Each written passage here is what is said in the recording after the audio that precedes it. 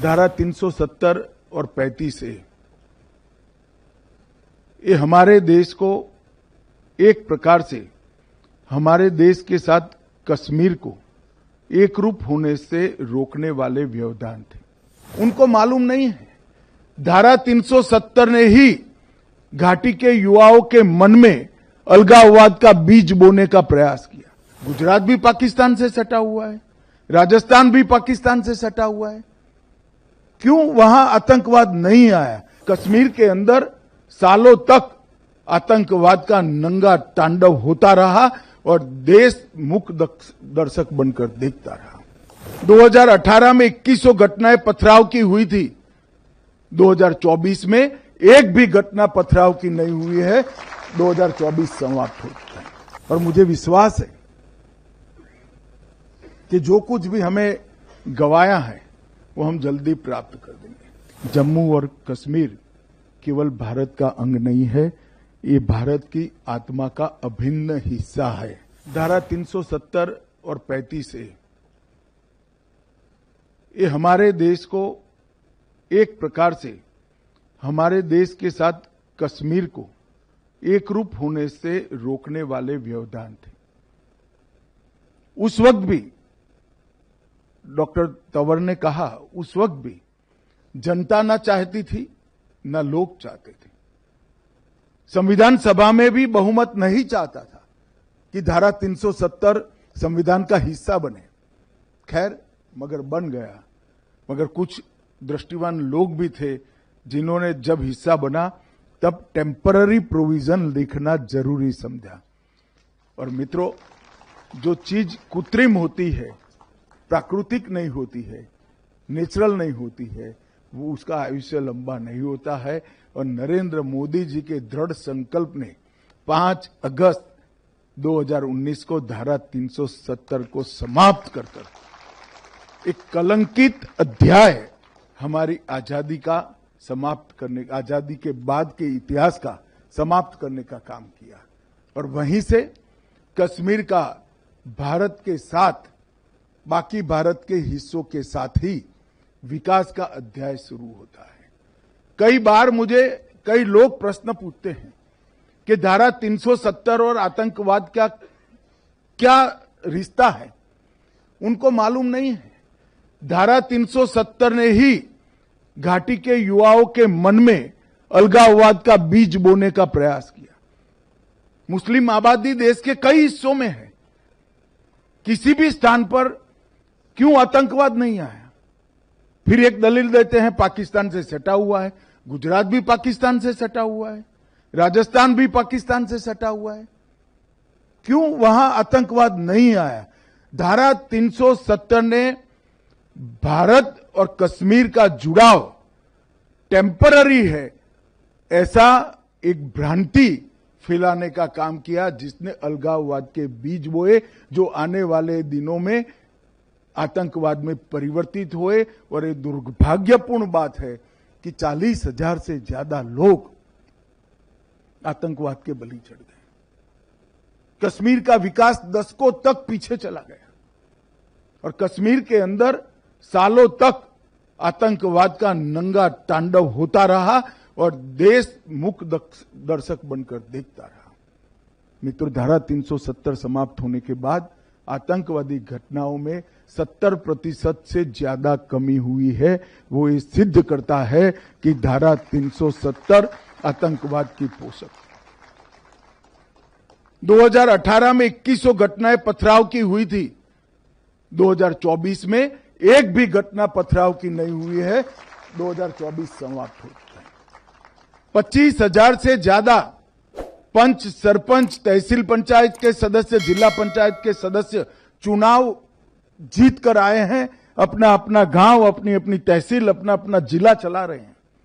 वहां पंचायती राज लोकतंत्र पाताल तक गहरा चला गया।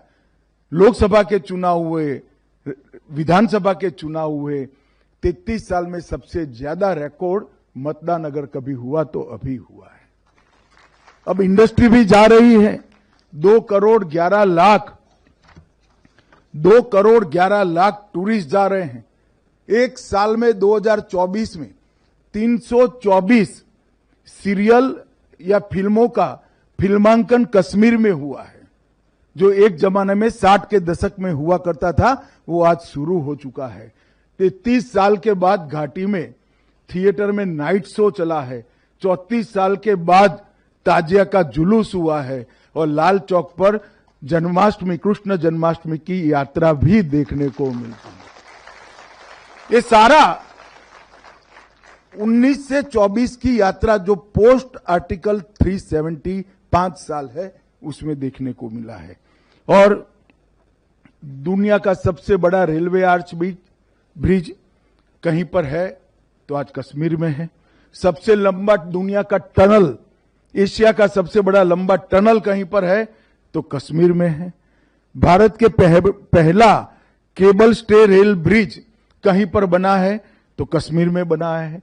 IIT, IIM, 2 एम्स, 9 सरकारी मेडिकल कॉलेज, 5 नर्सिंग कॉलेज, 2 राज्य के कैंसर संस्थान, 8 महाविद्यालय बन चुके हैं और 24 बन रहे हैं। 59 कॉलेजों को मान्यता दी गई है और हाईवे टनल का निर्माण हो रहा है।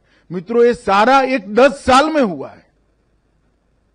कांग्रेस के मित्रों को हम पर आरोप लगाने का बहुत खुली छूट है। आप कुछ भी कह सकते हो, राजनीति में आरोप लगा सकते हो, मगर मैं एक छोटा सा सवाल पूछना चाहता हूं, इसके 10% भी आपके 70 साल में क्यों नहीं हुआ? इसका हिसाब आपको देश और कश्मीर की जनता को देना चाहिए। जितने इसके 10% भी नहीं हुआ। 80,000 करोड़ रुपए का पैकेज प्रधानमंत्री जी ने न केवल घोषणा की, इसको जमीन पर उतारने का काम नरेंद्र मोदी जी ने किया है। और 4G और 5G नेटवर्क को भी अनेक गांवों तक पहुंचा दिया। ऑलमोस्ट 87% कवरेज आज हो चुका है। मित्रों, और मैं आज कहना चाहता हूं कि हमने न केवल आतंकवाद पर कंट्रोल पाया है, इसको रोकने में सफलता प्राप्त की है, हमने आतंकवाद की इकोसिस्टम को भी घाटी में से पूर्णतया समाप्त करने का काम नरेंद्र मोदी सरकार ने। और ये सब इस भूमि के लिए हुआ है, जो भूमि का देश और दुनिया की सभ्यताओं में बहुत बड़ा योगदान है।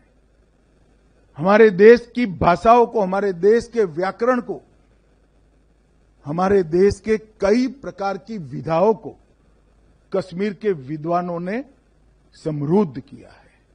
और कुछ चीजें तो ऐसी है, संस्कृत का व्याकरण हो या नाट्य शास्त्र, जिसमें बहुत बड़ा हिस्सा कश्मीर के विद्वानों का रहा है।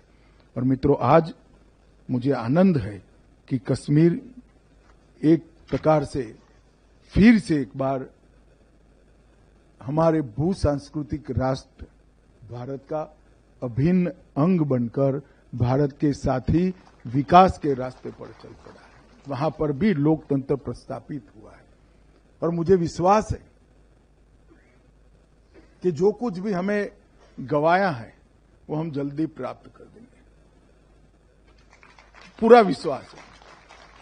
न केवल भौतिक विकास, कश्मीर की सांस्कृतिक ऊंचाइयों को भी हम बहुत जल्द प्राप्त करेंगे। आधुनिकता को तो स्वीकारेंगे ही, मगर हमारा चीर पुरातन जो गौरव है उसको भी प्राप्त करेंगे। इतिहास के वो अमर पन्नों को फिर से एक बार सृजित कर जमीन पर उतारने का काम भी कश्मीर की जनता करेगी, इसका मुझे पूरा विश्वास है। आज मैं इतना ही कहना चाहता हूं कि श्यामा प्रसाद मुखर्जी ने, जिन्होंने सबसे पहले एक देश में 2 विधान 2 प्रधान 2 निशान नहीं होंगे कर अपना बलिदान दिया था, श्यामा प्रसाद मुखर्जी का एक वाक्य है, जम्मू और कश्मीर केवल भारत का अंग नहीं है, ये भारत की आत्मा का अभिन्न हिस्सा है। और इस पुस्तक ने ये सिद्ध कर दिया है कि हमारी संस्कृति का अभिन्न हिस्सा